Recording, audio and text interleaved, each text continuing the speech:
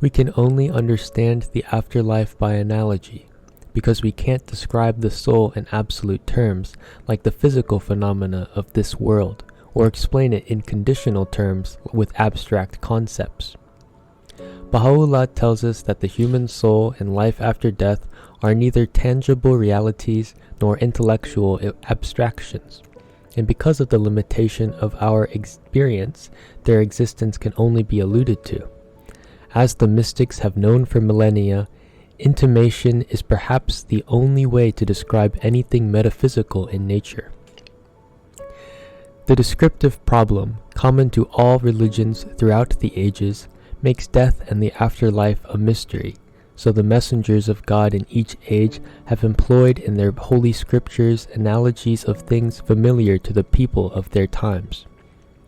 As times changed, however, so did the analogies. The comparisons of Moses were simple and direct, while Christ chose to teach his followers using parables, a special form of narrative analogy with hidden spiritual meanings. In this age, Baha'u'llah has written, "Know verily that the soul is a sign of God, a heavenly gem whose reality the learned of men hath failed to grasp, and whose mystery no mind, however acute, can ever hope to unravel.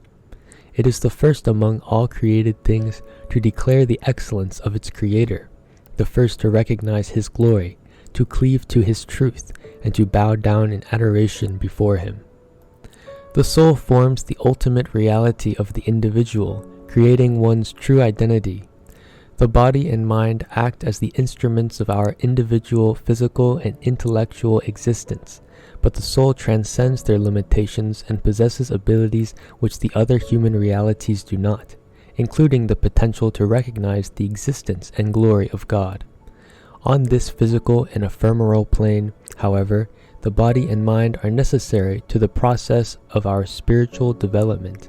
This life prepares us for what comes after death, just as our prenatal existence within the womb prepares us for this life. The world beyond is as different from this world as this world is different from that of the child while still in the womb of its mother." Baha'u'llah. We often see the purpose of something best in retrospect. This becomes evident when we compare the following two questions.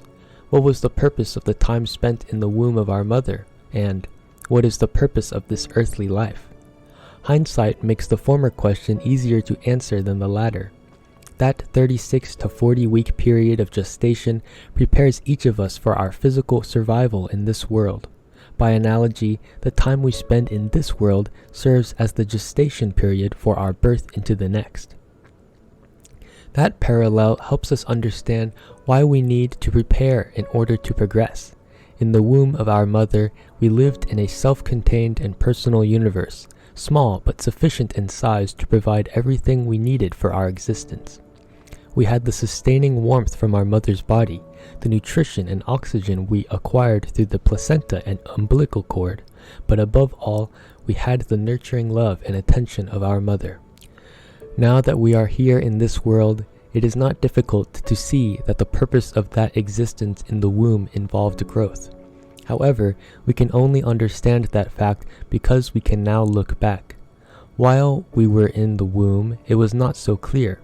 Most of the things we were growing were of no real use to us in that confined and limited world. We developed legs in a place with nowhere to walk, lungs in an airless aquatic world of amniotic fluid, eyes and ears in an environment less than ideal for sights and sounds. Not until after birth did those limbs and organs become useful. Aside from this, we were not even aware that we are growing these faculties. In fact, if we were conscious of their existence at all, they would have been mysterious and alien, because there was no way we could have ever guessed their function and future value. Had we have been given the choice, we might have decided not to grow them, because we could not envision their use. If we had been able to make that decision, to stop growing arms, eyes, and legs, imagine how handicapped we would later have been in this world. Continuing the analogy, this world functions as the womb of the next.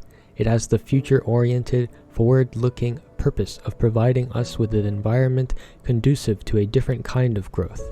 the growth of the soul. What we are growing, so to speak, are those spiritual senses and abilities which we will need in the next world, the limitless inner spiritual attributes of the soul, such as the ability to love unconditionally, to show kindness, to be selfless. Those attributes adorn our soul even as our limbs and eyes adorn our bodies. We take those spiritual qualities with us into the next world when we die, where we will need them the most. Just because on this earthly plane of existence we cannot fully recognize their worth, we should not neglect those things which are conducive to their growth. Spiritual neglect can cause the soul to be hindered in its development, just as insufficient nutrition can stunt the physical growth of the unborn child. Prayer, meditation, obedience to the laws of God, and service to humanity spiritually nourish the soul. So the question arises, what happens in the afterlife if we neglect the soul in this life? Baha'u'llah says that in this life, the progress of the soul depends upon the will of the individual, but in the life beyond, progress continues by the will of God. With this in mind, you can see how eternal life has already begun. Eternal life is not something that magically starts at death. Conception, birth, life, and death are all stages along a spiritual continuum. Our true reality emanates from our eternal Creator at the moment of our conception. Humans are both physical and spiritual beings already on the pathway of eternity.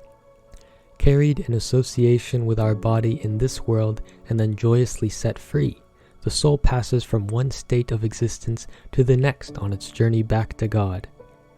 This immortal part of our being is the repository of unseen faculties.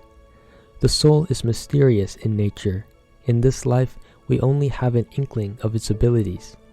Baha'u'llah further explained, "Verily I say, the human soul is exalted above all egress and regress. It is still, and yet it soareth. It moveth, and yet it is still. It is in itself a testimony that beareth witness to the existence of a world that is contingent, as well as to the reality of a world that hath neither beginning nor end. Behold how the dream thou hast dreamed is, after the lapse of many years, reenacted before thine eyes.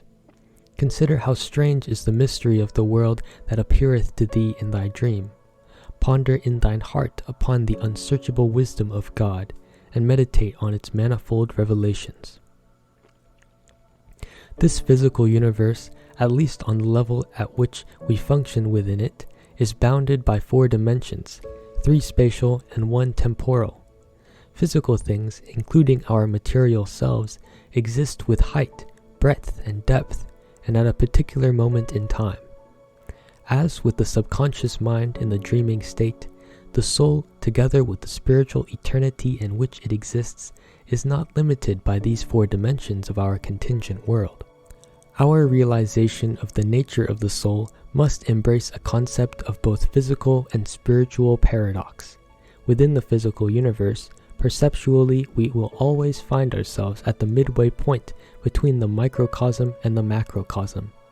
Within us is folded the universe of molecules, atoms, and subatomic particles, which are infinitely smaller than humans, and at the same time, we as humans are enwrapped within the universe of a stellar system, in solar systems and galaxies infinitely larger than ourselves.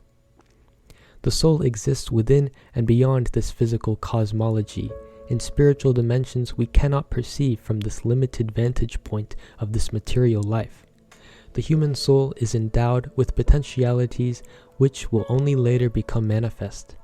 Again, by analogy, just as the double helix structured DNA in our cells carries the genetic code of physical life, so the soul somehow carries the spiritual code of our eternal existence.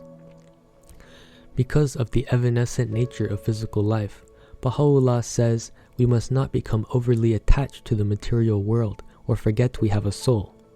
He further explains, "If it be faithful to God, it will reflect His light, and will, eventually, return unto Him.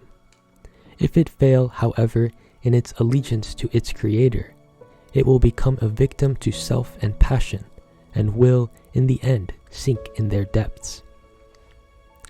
This ancient message of detachment occurs in all religious teachings, but our knowledge of the existence of God and our understanding of the nature of the soul and eternal life have grown over the ages, as humanity has progressed from one stage to another in the ongoing process of our collective spiritual evolution.